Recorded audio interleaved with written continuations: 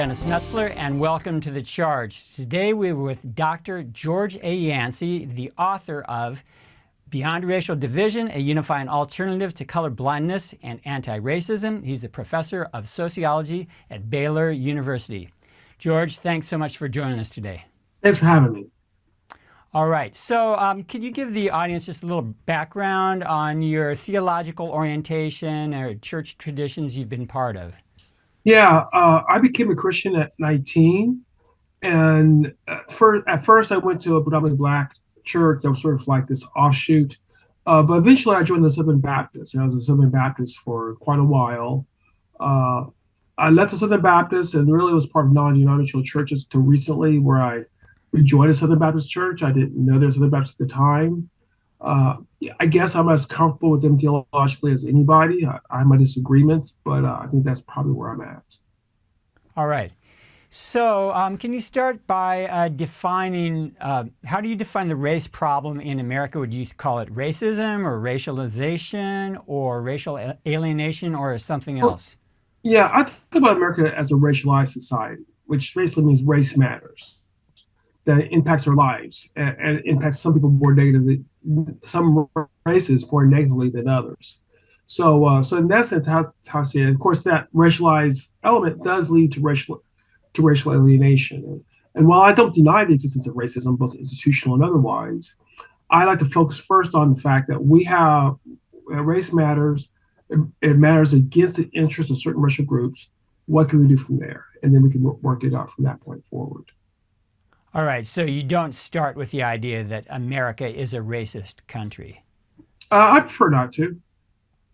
Okay, and we'll see why later as we dive deeper into this.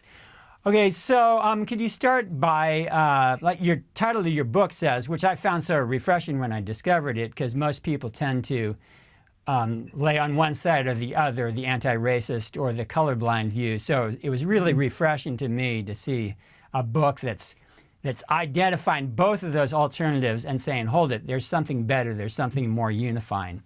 But before we get to your unifying view, how would you define anti-racism? And could you go over some of its basic strengths and weaknesses?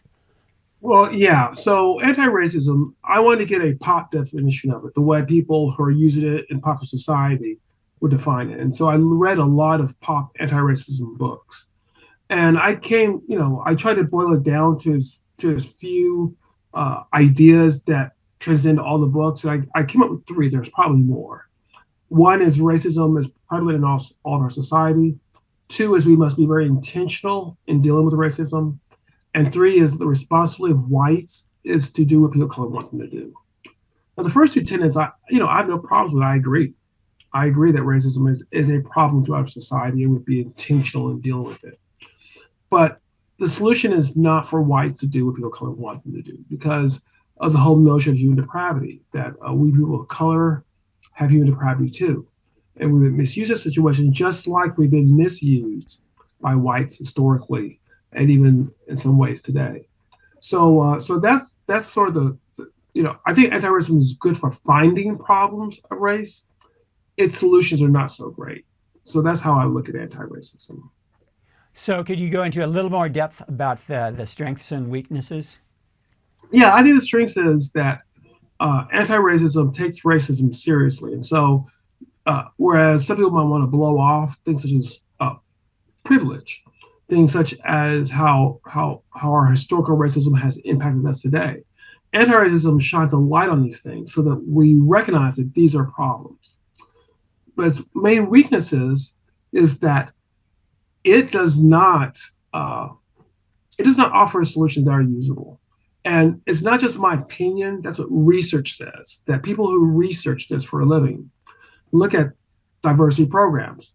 They don't work, generally speaking. Looking at how efforts to force companies to hire people by changing the job requirements and things of this nature actually backfire. So anti-racism actually does not work for the goals that it claims to want to achieve. And is there a problem also with the tendency to look for racism everywhere, that you end up exaggerating or finding cases where it's not actually racism and then creates a lot more conflict over that? Yeah, that is a potential problem with anti-racism, and yeah, there is a tendency to what we call play the race card, which is to accuse something of being racist when it's not warranted. All right. And so you say a fair amount in your book. You're talking about the diversity, equity, and inclusion trainings and orientations in the corporate world. So could you say more about how that functions and how that can actually make things worse? Yeah, so most of your large companies have some sort of diversity, inclusion, equity department or groups or individuals. And what we do know about diversity training is that sometimes you'll get a temporary reduction of prejudice, but over the long term, that reduction goes away. So it doesn't make things better. And how you do it can actually make things worse. One study shows that if you teach about white privilege, at least in certain ways, you do not create more sympathy for people of color. You create more hostility for marginalized whites. So, there's studies that show a backlash to these programs, that sometimes whites leave these programs even with lower opinions of people of color than they did going into the programs. So it's hard to find research actually that shows that these programs are effective at all. And could you say something about racial disparities? People more from the conservative end, they'll look at the racial disparities, admit they're there and that they were caused by racism, yesterday's racism, but they would say this isn't necessarily evidence of racism today and they're not worthy of being called systemic racism. Yeah, I guess it depends on how you define racism. So you define racism as you have to have personal hatred towards another, then that's a point. But I don't think we've ever defined racism that way. For example, look at Jim Crow legislation. You did not have to personally hate African Americans for them to suffer from that type of racism. So our structures, our institutions can sometimes do racism without having sort of a hatred being part of that. And this is what a lot of research shows. A lot of research shows that there are ways in which people of color are impacted. The criminal justice system is one example. There are certain crimes that African Americans tend to commit more of, such as crack cocaine, are punished more heavily than those that whites commit, such as powder cocaine.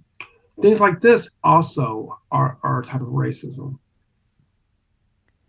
So, I know that we're talking about Anthony Bradley, and he says when it comes to these issues, we see the disparities. He says we need to follow the data as opposed to following an ideology that immediately says, aha, racial disparities, therefore systemic racism. I would agree. And sometimes it is going to be racism, but not all the time. As a social scientist, what you learn is that usually no one factor creates disparities. So could racism be part of it? I think it is, but it's not all of it. It may not have the majority effect. So we have to be aware of other dynamics as well. Right. All righty. And so colorblind view, could you define that? And if there's other terms that it tends to go by, could you talk about those too? Yeah, so a colorblind view is basically a view that the way we defeat racism is we ignore race. That if I no longer see skin color, then I can't be racist against you, and therefore we defeated racism. A colorblind perspective is one that emphasizes equality. And the mindset behind it is that if I ignore race, then I cannot mistreat you. I just treat you as my equal. Now, on the surface, that's great. There are times I am colorblind, such as when I grade my students' exams. But if we have wounds from previous and current racism, institutional racism, personal racism, then ignoring it doesn't make the wound go away. The wound just becomes worse. That's the problem with colorblindness. It ignores these problems and they can become worse. Okay, and any other names for the view that people use? There probably is. I can't think of it off the top of my head, though. Okay, and how about the strengths? You've touched on it already, but could you go into more depth about the strengths and weaknesses? Yeah, I think the strength is that equality probably is a laudable goal. That we should be shooting for equality. That that makes sense to us. I think the weakness, as I pointed out, though, is that if you're going to ignore race, then you have to ignore all the problems created by race, and then those problems don't get resolved. Right. And I've heard some people say, well, I'm colorblind, but I don't ignore race. I just don't judge somebody based on their race. Yeah. Yeah. So, go ahead.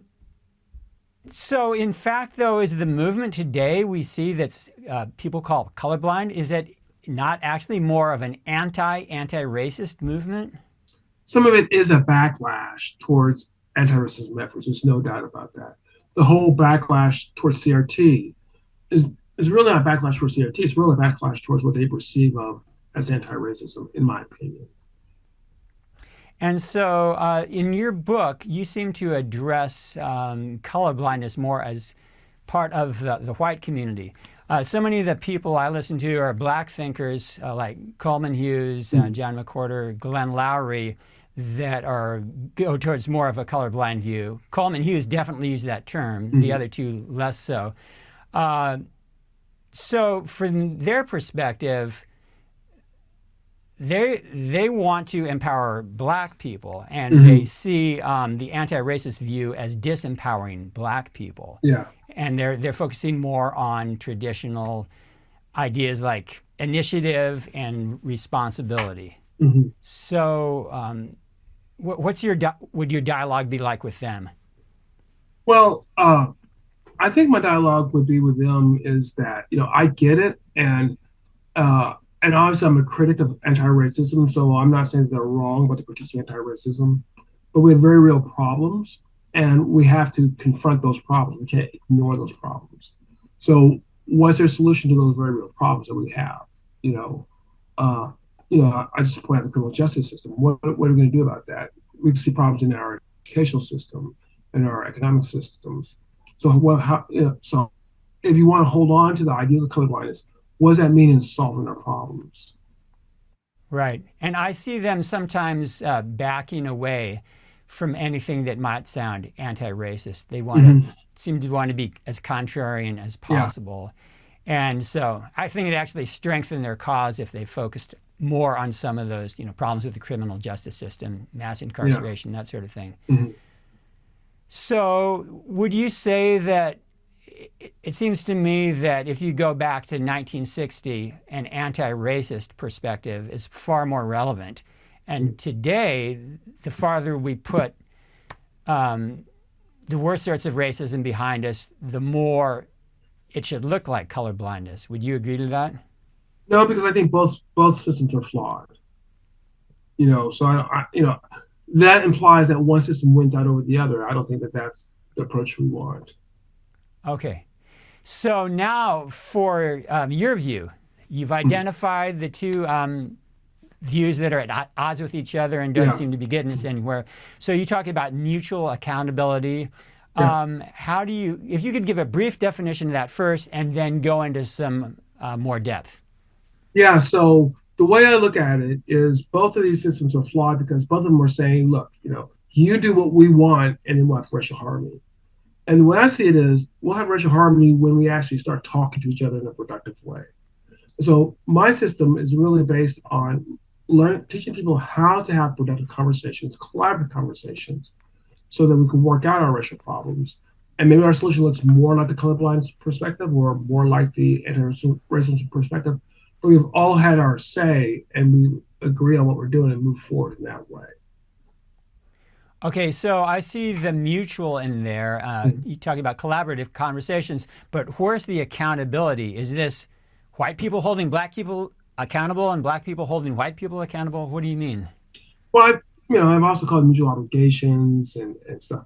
All I mean to say is that we are all accountable for having a productive conversation. We can't say to someone, no, I'm not going to have a conversation with you because of I don't like your ideas or like that. We must all be accountable to listening to other ideas and come to our conclusions. All righty. And what could you lay out some more of the foundational points of mutual accountability? Sure. So think about it this way.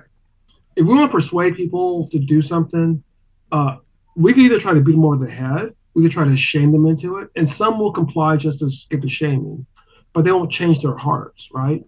Or we can dialogue with them in a way to shape them. Here's what research says about dialogue. Dialogue can be effective if we build rapport, if we agree where they have a good point, we find areas of agreement.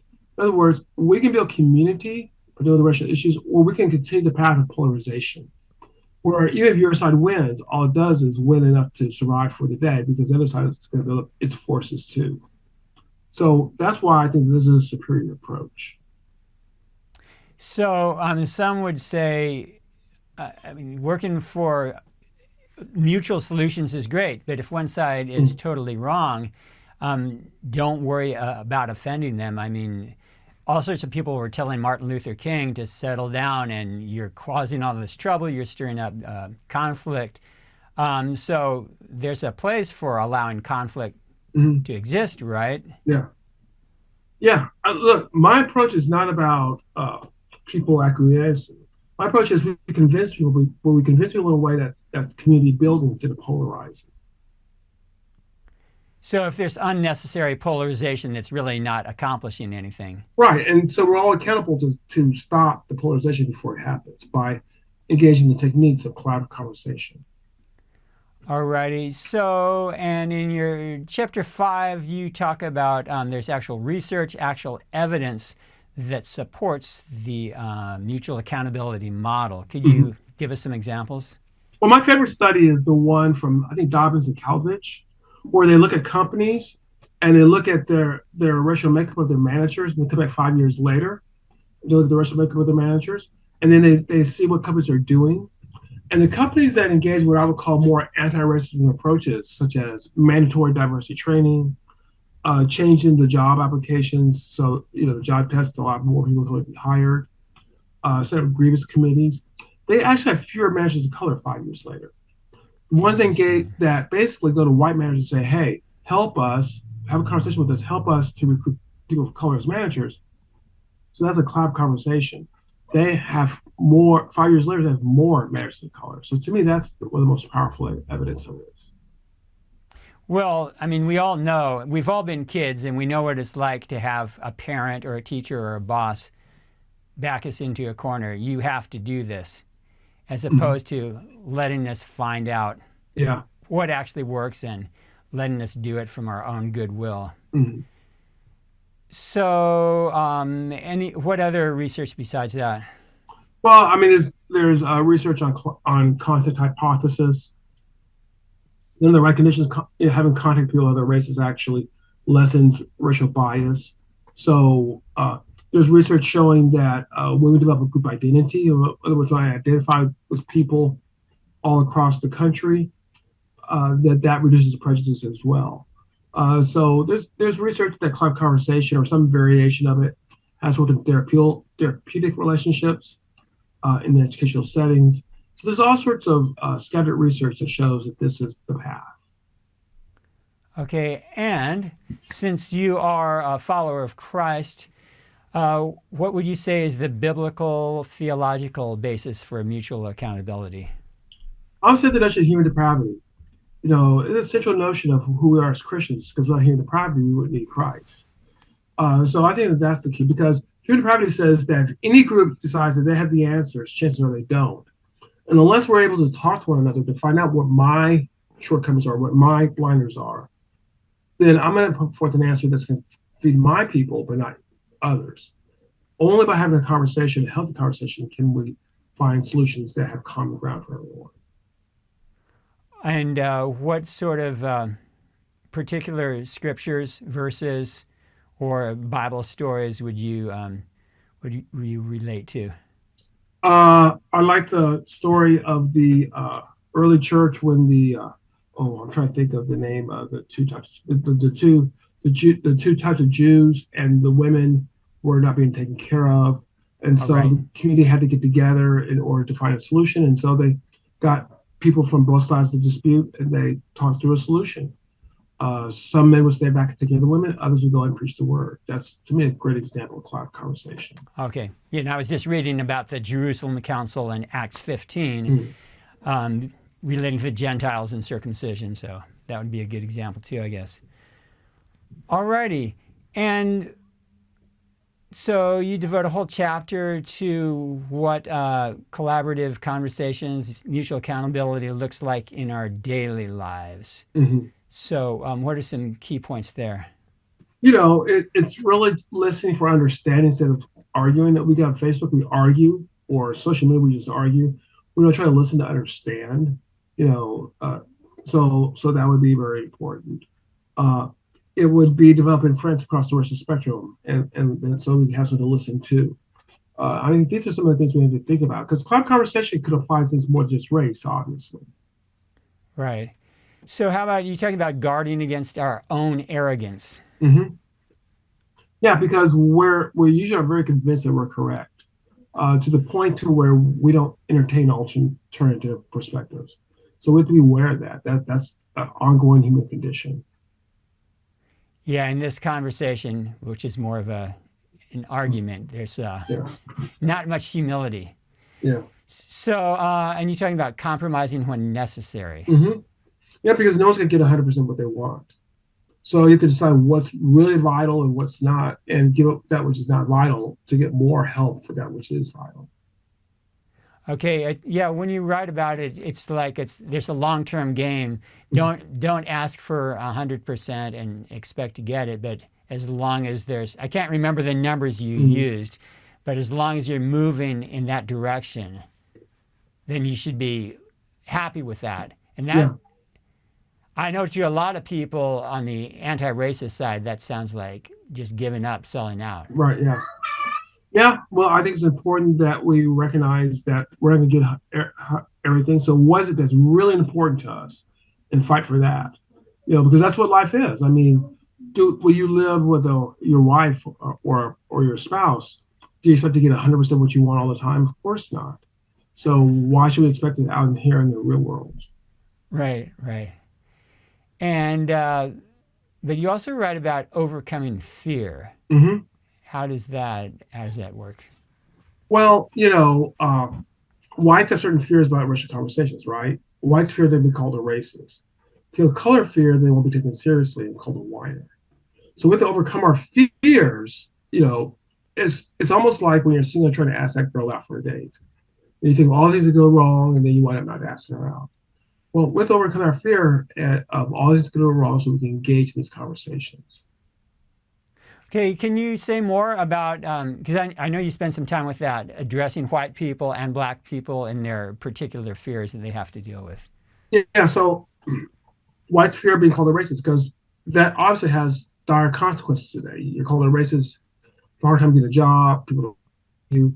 I mean, it's a big stigma to hang around someone's neck. And so whites don't want to have a conversation because they have a conversation, they say the wrong thing, and then they're called a racist. People of color have a fear of being accused of being a whiner, a complainer, and so they don't want the conversation because they don't want their felt needs to be dismissed, and on top of that, being insulted. Those are the fears we have to overcome if we want to improve race relations. Right. I think, and again, McWhorter and Lowry, when they're talking about anti-racist, one of their biggest critiques is you're turning black people into victims. Mm-hmm. In order for them to function as black people, to be authentic, they need to act like victims. And so, and long-term commitment.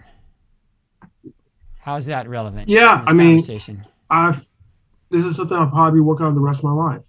I think we have to think generationally, not just for here and now. Build a movement so we can impact the next generation, until we really see a real movement of people engaging in climate conversations. So, what then? That's in our daily lives as far as a larger movement that the churches are involved in, the whole society. What does that look like? If our whole society gets into this, then we really change the way we deal with racial issues. The next time we have a racial shooting, for example, instead of people getting together and arguing with one another, we'll discuss it and we'll find solutions rather than just arguing. Solutions that people can all buy on. So I think there'll be better solutions than what we got today. So that's the sort of mindset I would like to see us have. Okay, so I mean, some of those conversations to even tolerate people saying certain things or asking certain things Mm-hmm. would be seen as such a sign of weakness that if you're coming from one of those perspectives. So how would you, I mean, you mentioned the shootings, how would you envision a collaborative conversation around an issue? Say a major shooting just happened, a policeman killed a black unarmed man. Yeah. Well, there's an organization out on the West Coast called Game Changers that's doing something similar. They're bringing people to the community, and they're bringing in police officers, and they're engaging them in conversations. So that's one way you can do it in the larger community. All right, so you write a fair amount about Game Changers. Could you go into some more detail about them? Yeah, it's run by an ex-athlete, I think pro football player, and basically he has these events, and the events are fun, so people come to them. And as part of the event, then he has law enforcement officials, people in the neighborhood community, usually people of color, and they go and they have conversations, and it's guided conversation, and so that's part of. And they do see at least a temporary decrease in hostility towards the police and hostility towards people of color after this. Okay, that's good. And how about, some people would say this whole thing really isn't so much a black and white issue. It's really more of a conservative liberal, conservative progressive issue. What would you say to that thought? I think there's something to that. I think politics is very important, what way in which we develop our racial attitudes. And so I do think that there is something to, we need to look at our political polarization divide as much as our racial one. But there's no reason why what I'm advocating for today can also be looked at for that as well. Okay. But it's probably the case that sometimes people mislabel the issue. And there is maybe more of a political, social there probably is conflict than just racial. Yeah. But it happens both, obviously. Sure. So how about let's use an example of affirmative action in university enrollment. And I think you wrote a paper or article on something. I think it was in one of my books on it, yeah. Okay. So first of all, can you identify where people from a colorblind perspective would come from, people from an anti-racist perspective, and then how you would address it coming from your mutual accountability model? Well, what my model would do is take some people who say we don't want affirmative action because we're equal now, we're fair now, and others who say we need affirmative action because we have to end some of the social structures that that support white supremacy, and bring them together and train them and teach them how to have conversations and see what solutions they come at it. And I'd be interested in see what would happen there. Okay, and what is the rationale behind the anti-racist perspective? If you could go into more detail about that. Yeah, that racism is structural, it's not individualistic, and affirmative action is designed to deal with structural racism. You don't have to have personal prejudice in order to need affirmative action, because affirmative action is about outcomes. So they would look at affirmative action kindly. And from the colorblind perspective? That perspective is that affirmative action is using race as an identifier as to how we're going to treat people. Anytime time we do that, that is wrong. Therefore, we should stop it. Right, and certainly some of the cases that have been publicized around white people suing the university, saying, "Hey, you didn't give me a chance because of my race." But when you listen to Lowry and McWhorter, they're saying this really hurts black people. What they would say, it's disempowering to black people because they're not getting, for some people, they're not getting into the university based on their qualifications. Yeah. And so they're not going to do as well. And they would say it's better to have all people get into the universities that are right for their level. But they, at the same time, they say they do recognize, well, this would mean there would be less black people then in some of these, like Ivy League type universities, and you can tell that they bemoan that fact. So how would you address that sentiment? Yeah, for me, the solution is going to be whatever we work out. So the solution is to get rid of affirmative action. Then, as long as people have input in the process, then that's fine. I don't think that's going to be the solution. Uh, I do think there's something to be said that affirmative action may harm communities of color, and I think that should be that should be looked into. So I'm not denying that, but I don't think the solution is to get rid of affirmative action. We need to talk through, because affirmative action is meeting some needs in the African American community, Hispanic community, and maybe there's a better way to meet those needs. Okay, so the mutual accountability model is not nearly as, say, positional as the other two. It's more like we don't know it's a necessarily methodology. the best way. We don't know where this is going to turn out. You're not, dying on this hill or that hill. You're like, let's talk about this and work it out and see where we can get. Yeah, because once you start saying this is the solution and everyone must adhere to it, then you're no longer doing the conversation approach. And so it is dogmatic in that sense. It's not dogmatic saying this particular solution, we have to abide by it. So that makes me wonder, are there other more, call them a centrist position that is more of a position in between the two camps? There may be, but I really haven't articulated that, so I wouldn't know how to articulate it right now. Okay. So before writing this last book, which was Beyond Racial Division, published this year, you had said something to the effect of, you've already written all you need to about race. It's been said, and you're going to research other issues. But then 2020 came along, and you felt compelled to write this, which I think is truly necessary. What do you feel still needs to be said? Maybe you don't want to write it, but maybe you think somebody else should. Well, what I'm doing right now as a social scientist, I'm trying to do research to show the club conversation works. And my research fails, I want to learn from it so that I can do further research until we can get to work. Because once we get to work, then we can contrast a successful collaborative conversation approach to an unsuccessful diversity training approach. Okay, so now it's more about research then. Right now, for me, yes. Okay. There's others who are taking up the mantle in other ways, but right now, for me, that's what I need to do. So who are some of the other writers, thinkers on the subject that you think are relevant for today? Isaac Adams is one. He's a pastor. Mark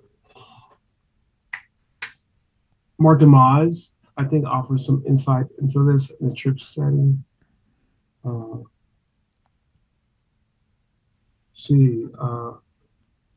Jarvis Williams. Did I say Jarvis? Yeah, I did. Jarvis Williams is another pastor who writes about these sort of subjects. So those are a few names, yeah. Okay. And how about, are you hopeful for some positive models of diversity, equity, and inclusion in the corporate world? Are you familiar with Chloe Valdery's theory of enchantment and what she does? I'm hearing about it. I've not really had a chance to dive down deep into it yet. So it sounds very promising from what I've heard. Yeah, it seems like there should be a right way to do it, because I know she does talk about very intentionally more about a collaborative approach. Yeah, I think so. Like I said, I'm not drilled down into it, so I can't for sure, but I think so. It seems like there's still an obvious need for a lot of people to be educated about matters of race or gender and how to get along with other people. Yeah. All righty. Well, this is some great stuff. I'm so glad you wrote this book. I'm so glad I discovered and got a chance to interview you. I think it's really helpful. Of course, people aren't talking and thinking and reading nearly as much about the subject now as they were 2 years ago. Yeah. But it'll continue to be an important topic. So I'm very thankful for people that are negotiating some sort of common ground or middle on this. So I'm Dennis Metzler. You've been listening to Charge. We've been with Dr. George Yancey. So check out his book. The link is available below. Beyond Racial Division, a Unifying Alternative to Colorblindness and Antiracism. Dr. Yancey, thanks so much for joining us today. Thank you. All right. Peace to everyone. All right. Please check out more videos from The Charge. Don't forget to click on like and hit the subscribe button.